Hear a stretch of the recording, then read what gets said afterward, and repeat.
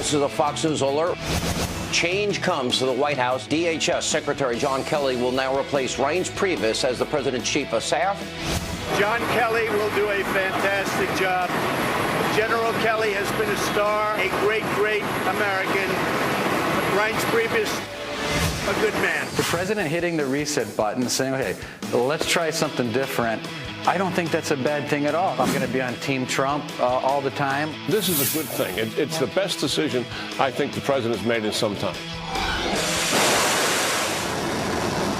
The Pentagon confirms that North Korea has fired a ballistic missile.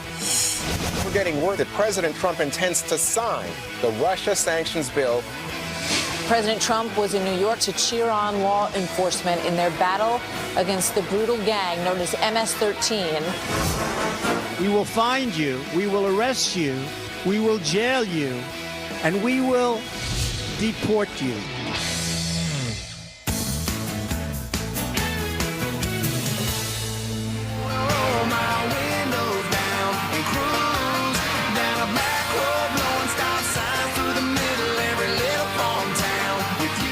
Florida Georgia line, one of my favorites. Good morning, everyone. Boy, we were amped up this morning on this Saturday morning. Welcome. We've already been debating on this couch leading up to the show. Back and forth already.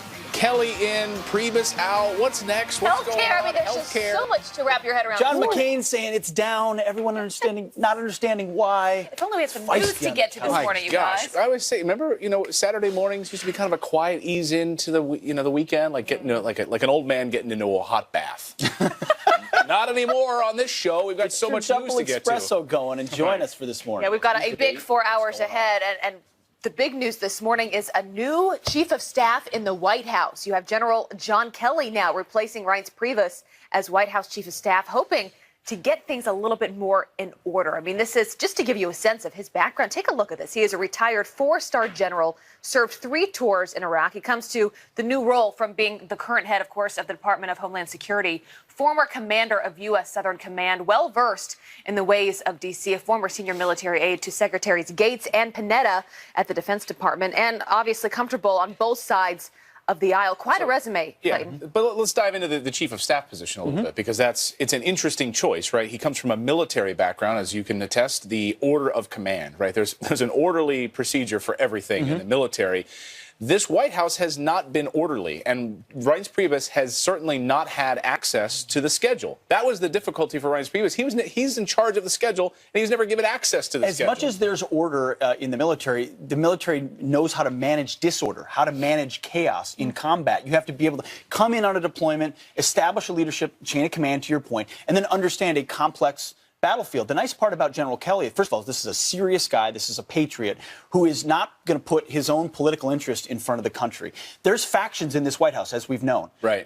Tell me which faction John Kelly's in. He's in none of these factions. That's a great point. He's a serious guy. Imagine sitting in a meeting with him and saying, no, I want to leak this, or no, I think we should do. He's going to say, what's the best interest of the agenda that we were elected to pursue, and how do we go about doing it? And he does have good political. It's also been reported that he's taken some convincing, that President Trump has wanted this guy to lead the White House or to help get things in order for some time.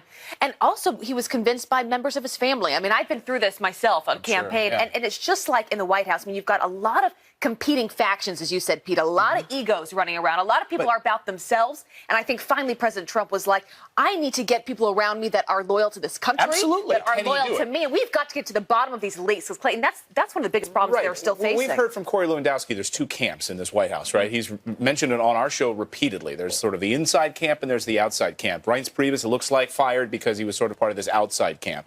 Now you get Spicer, same thing. Sean Spicer, right? So you get now, can he get control of this? Can he actually wrap his hands around this and actually manage, as you mentioned, this sort of chaos in the schedule? But will they give him enough leeway, a wide enough berth to control that schedule as the White House chief of staff? Well, that remains to be seen. But John Kelly spent enough time with this president to understand his management style. He's not running into a military operation. The White House operates differently. President Trump operates differently. But I think he understands this is a disruptive presidency that's doing things differently. When's the last time we had a 4-star general as a chief of staff? Right. There's a whole nother precedent there. But I think he needed a right-hand man he knew he could trust that didn't have an agenda. And I think it's the RNC types are out and the loyalists are in. Yeah. And that's what you're seeing fighters. You want people that are going to fight to the finish and be loyal to this president. And maybe not even loyalists from the very, very beginning with President Trump, but when you talk about these generals, I mean, there's a level of discipline, right? There's a level of love for this country and the willingness to do whatever you can to make it better. And I think that is, President feels this sort of trust being surrounded by generals, right? I mean, you've noticed he's picked them for a number of key roles in his administration. I think there's a reason for that. He loves that they are tough, and he loves that they are going to be loyal to him and to the people they're serving. But he also seemed like this week liked to catch him flat-footed by making pronouncements on Twitter that they were sort of surprised by and didn't know how to walk it back. So will he give him this leeway back and forth? I don't know. But last night, Hannity has these exit interviews. So every time somebody's fired from the White House, they go right to Hannity to speak. And Reince Priebus did his exit interview last night on the Hannity program, and he had this to say about serving the president. Listen. I'm going to be on Team Trump all the time. I'll always be out there trying to help the president advance his goals, support him as a friend, too. And that's the other part of the job that people don't realize. You actually become friends. When you go through thick and thin together, you get to know people really well.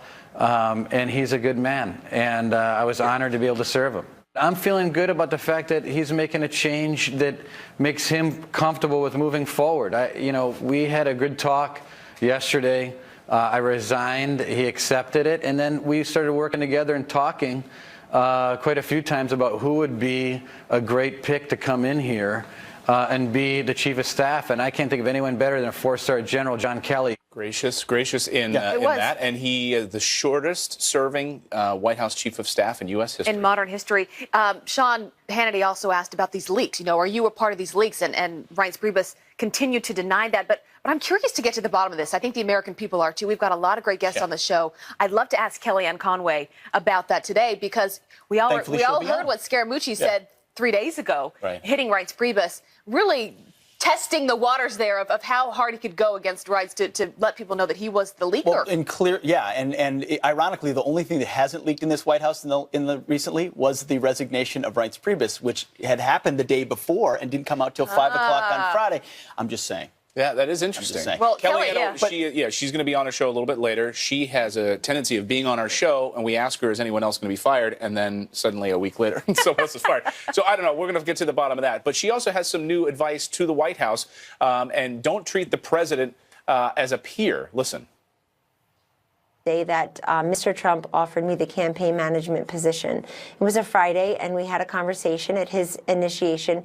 And I said to him before we left the office, I'd like to say, Mr. Trump, I'll never address you by your first name, and I don't consider myself your peer. I do think that it's important to set up that level of deference and humility when you've got someone who's your boss, now the President of the United States, now the Chief of Staff, a General, a Secretary, who is clearly your senior, your superior. But I think it's very important that people not treat elected officials like the President and the Vice President as their peers.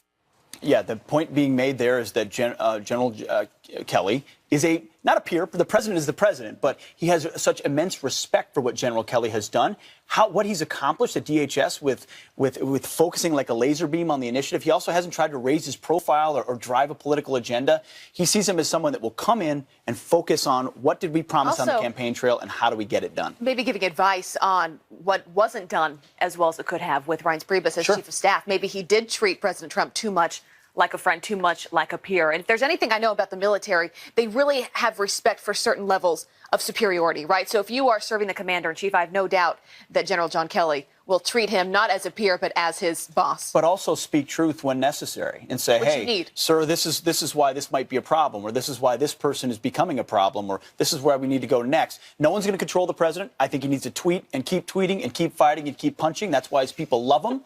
Seriously. But General Kelly's going to be able to say, I think, a little bit more directly, this is what we need to do to make things happen. Well, we got a jam-packed show for you because we've got Corey Lewandowski who's going to be coming on the show. I want to ask him about these two different camps. Is this the further weeding out of this outside camp? We've got Kellyanne Conway, advisor to the president, and General Jack Keane on how John Kelly's role will play in this White House. Fascinating stuff. Yeah, but it was a big news day yesterday. you know who can thank the president for this is Republicans in Congress, because he really veered the conversation away from them. After that disaster. And obviously the news we were just talking about, but also, I mean, he visited his home state of New York, and he vowed to end illegal immigrant gang violence in a speech to the Long Island police yesterday. You see the Long Island police clapping behind him. Yeah. Take a listen to just some of that. We're going to destroy the vile criminal cartel MS-13 and many other gangs. But MS-13 is particularly violent. They don't like shooting people because it's too quick. It's too fast. They kidnap, they extort, they rape, and they rob. They prey on children. They shouldn't be here. But I have a simple message today for every gang member and criminal alien that are threatening so violently our people. We will find you. We will arrest you, we will jail you, and we will deport you. This is a sweet spot for the president. He got a great reception from the cops there. Also a dig at de Blasio, too, which he didn't name him by name, but the cops went nuts when he digged him. They love the fact that they have his back. I think when he goes out, as we've talked about, Abby, to the people, he's very effective. He's going to be out in West Virginia this week as well. Maybe the backyard of Joe Manchin, who knows. But going to the people and speaking directly has been effective. And in this case, the cops feel like he's got their back, and that really matters. And an interesting subtext to all of this is that Attorney General Sessions has been really leading the charge on this, going after this gang violence and going after MS-13, part of his initiative there. So interesting subtext to all of this. We're going to have parents on today. A really sad story. They lost their young girl to MS-13. We're going to talk to the parents about, they were at that speech yesterday, what they thought of that and just what they've been going through and advice they have to that community. So that'll be pretty powerful. It'll be very interesting. But the theme throughout that speech was, if you're weak, you invite these types of people into your country. We have to be strong, and again. And it's a theme that brought him to the White House. Yeah. All right, turning out to some other headlines we are following. If you can believe it, there is more news, a lot of news going on. North Korea tests launching its longest-range missile, possibly capable of striking anywhere in the U.S. mainland. Well, experts warning that Kim Jong-un's nuclear arsenal may be able to reach cities like Denver, New York, or Chicago. It's the rogue nation's second missile launch this month. U.S. and South Korea military responding by launching missiles as a show of force off the South Korean coast. And we are learning President Trump will sign new sanctions against Russia. We've all been waiting to see what he would do here. The bipartisan bill passed overwhelmingly in both houses and aims to punish Moscow for meddling in the 2016 presidential election. In retaliation, Russia is ordering the U.S. now to cut hundreds of diplomatic staff in Moscow and is seizing at least 2 U.S. diplomatic properties. Besides Russia, the bill also hands down economic sanctions on Iran and North Korea. Also, this next week, President Trump returns to the people who helped make him our commander-in-chief. He will hold a rally on Thursday in West Virginia, as you said, Pete, a state that he won on Election Day with nearly 70% of the vote. The president was in the Mountain State just last week, where he gave a speech at the Boy Scout National Jamboree. Those are some of your headlines. As you said, Pete, that is where he's most comfortable. Yeah, and if you win West Virginia with 70% of the vote and you still can't get Joe Manchin to vote for a skinny repeal, I mean, what's the likelihood of getting Democrats to come on board with anything? I'm just saying, they remain the unicorn. These Democrats are going to work with this president. Just remember that West Virginia, Bill Clinton won West Virginia. Yeah. So it seems like a long time ago. Yep. Well, coming up, our next guest has a Wisconsin connection with Reince Priebus and said a change of chief of staff was not necessary. So what does Congressman Sean Duffy think this morning? We're going to ask him next. Plus, the next presidential election is still 3.5 years away, but one Democrat already jumping in the race. So who is it?